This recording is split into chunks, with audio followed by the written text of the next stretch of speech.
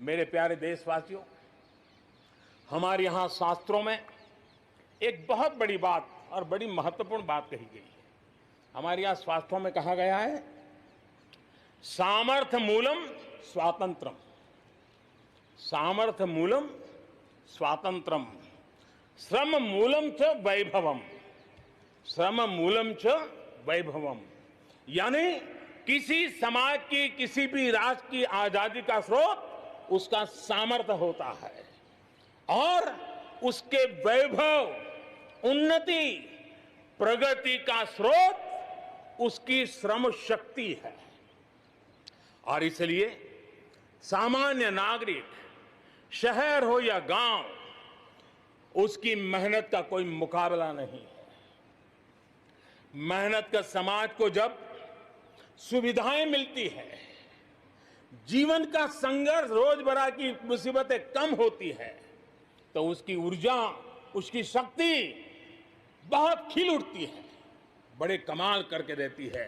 बीते 6 वर्षों में देश के मेहनतकश नागरिकों का जीवन बेहतर बनाने के लिए अनेकविध कामों का सिलसिला चलाया गया है, अनेक अभियान चलाए गए हैं।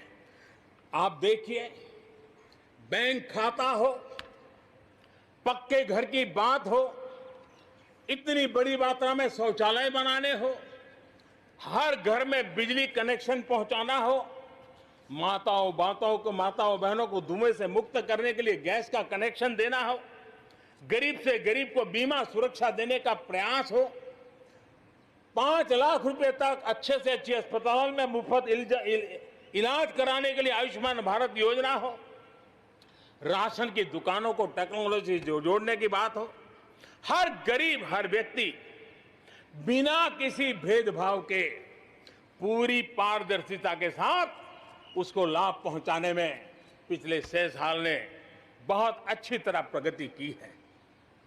कोरोना के संकट में भी इन व्यवस्थाओं में बहुत मदद मिली है।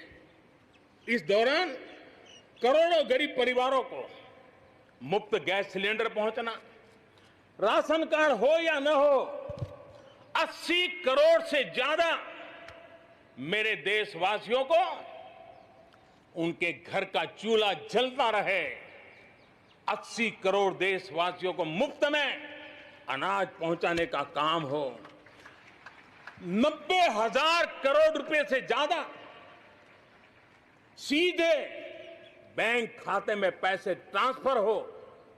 कुछ वर्ष पहले तो सोच भी नहीं सकते थे, कल्पना ही नहीं कर सकते थे कि दिल्ली 1 रुपया से 1 रुपया निकले और 100 के 100 पैसे गरीब के खाते में जमा हो जाएं।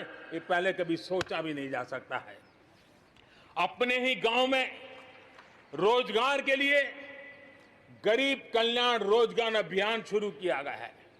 श्रमिक साथी खुद को रिस्किल करे, अपस्किल करे, इस पर विश्वास करते हुए, श्रम शक्ति पे भरोसा करते हुए, गांव के संसाधनों पर भरोसा करते हुए, हम वोकल फॉर लोकल को बल देते हुए, रीस्किल, अपस्किल के द्वारा हम हमारे देश की श्रम शक्ति को, हमारे गरीबों को एम्पावर करने की दिशा में हम काम कर रहे हैं।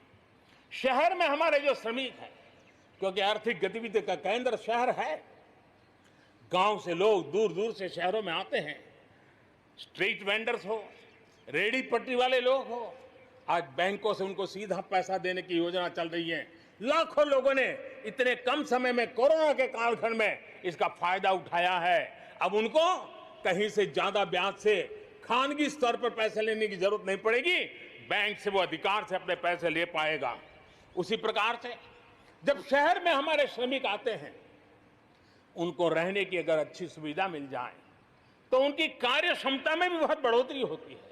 और इसी बात को ध्यान में रखते हुए शहर के अंदर उनके लिए हमने आवास की व्यवस्था की एक बहुत बड़ी योजना बनाई है, ताकि शहर के अंदर जब श्रमिक आएगा तो वो अपने काम के लिए मुक्त मन से, पूरे विश्वास के साथ आगे बढ़ पड़ेंगे।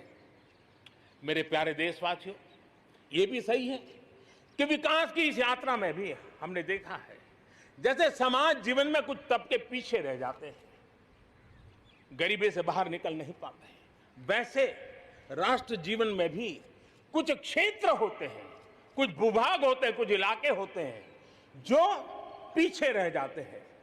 आत्मनिर्भर भारत बनाने के लिए हमारे लिए संतुलित विकास बहुत आवश्यक है और हमने 110 से ज्यादा आकांक्षी जिले आइडेंटिफाई किए हैं। उन 110 जिले जो एवरेज से भी पीछे हैं, उनको राज्य की और राष्ट्र की एवरेज तक ले आना है।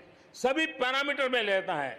वहां के लोगों को बेहतर शिक्षा मिले, वहां के लोगों को बेहतर स्वास्थ्य सुविधाएं मिले, वहां के लोगों को रोजगार के स्थानीय अवसर पैदा हो और उसके लिए लगातार हमने इन 110 जिले जो हमारी विकास यात्रा में कहीं पीछे छूट गए हैं उनको आगे ले जाने के लिए प्रयास कर रहे हैं।